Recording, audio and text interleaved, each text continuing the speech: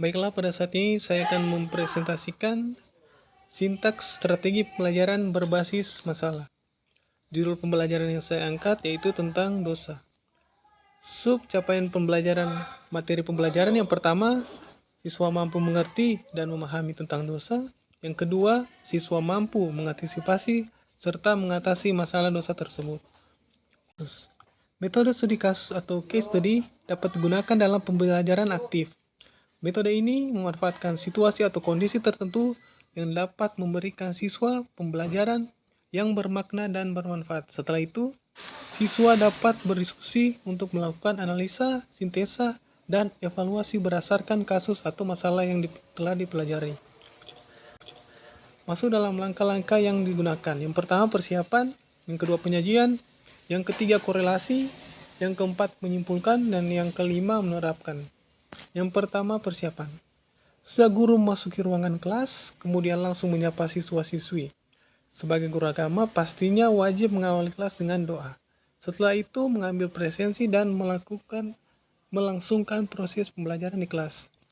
Selanjutnya penyajian. Saya akan membahas tentang dosa dan masalah-masalah yang ditimbulkan akibat dosa. Mulai dari awal kejatuhan manusia terhadap dosa, dampaknya, serta bagaimana cara agar kita tidak jatuh ke dalam dosa yang membuat hubungan kita jauh dengan Allah. Karena iman kita yang tidak kuat teguh dalam Tuhan. Meskipun kita mempunyai natur dosa karena dosa turunan, bukan berarti kita hidup dalam keberdosaan, melainkan mencegah ataupun menanggulangi dosa tersebut. Masuk dalam studi kasus.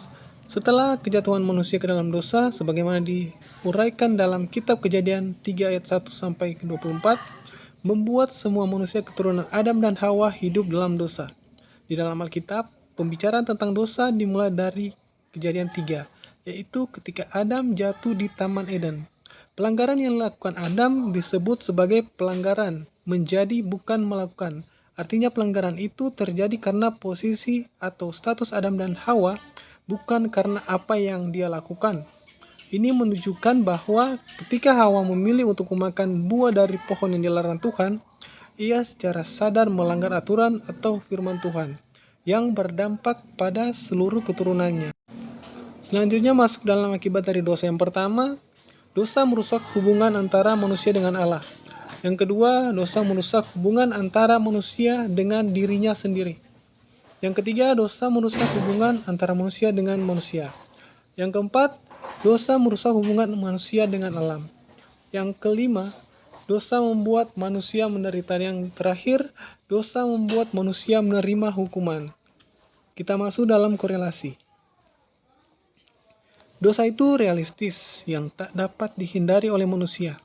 Hal ini senada dengan ungkapan Paulus yang berkata bahwa semua manusia telah berbuat dosa dan telah kehilangan kemuliaan Allah. Dalam Roma 3 ayat yang ke-23. Jadi manusia secara pribadi bertanggung jawab dan tidak dapat membenarkan diri dengan berbagai alasan dan semua perbuatan dosa manusia akan mendatangkan hukuman yang mengerikan bagi manusia. Oleh karena itu, manusia perlu mengetahui jalan keluar dari dosa. Jalan keluar dari dosa dan hukuman dosa tidak dapat dilakukan dan diusahakan oleh manusia. Artinya, sekalipun manusia berbuat banyak amal dan kebaikan, tetap saja ia tidak akan mampu membawanya bebas dari konsekuensi dosa karena secara esensial dirinya masih berada dalam status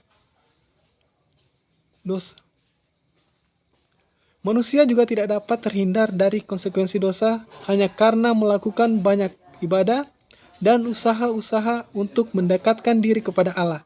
Jalan keluar dari dosa hanya dapat dikerjakan oleh Allah sendiri. Karya Allah yang akhirnya disebut sebagai jalan keluar dari dosa disebut pengampunan dosa. Pengampunan dosa itu adalah karya Allah yang terjadi karena anugerahnya.